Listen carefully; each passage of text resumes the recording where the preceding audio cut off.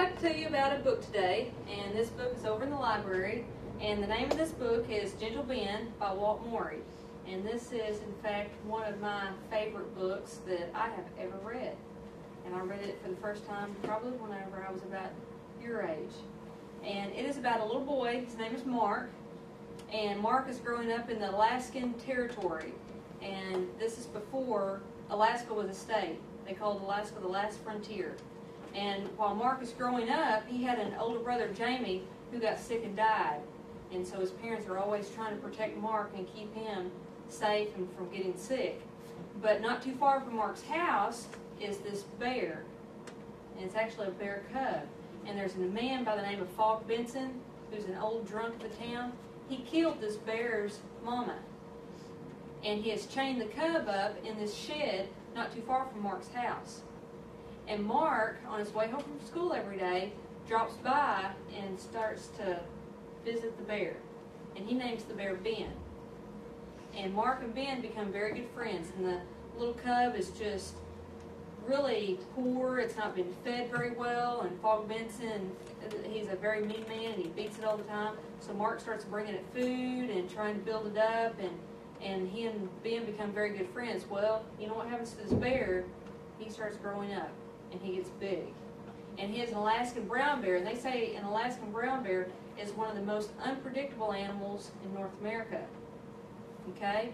Well, as Mark is getting a little bit older now, his parents find out that he's been going to visit Ben, and his dad just throws an absolute fit.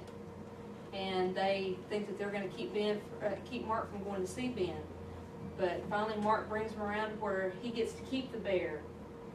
Okay, so he and Ben become very good friends.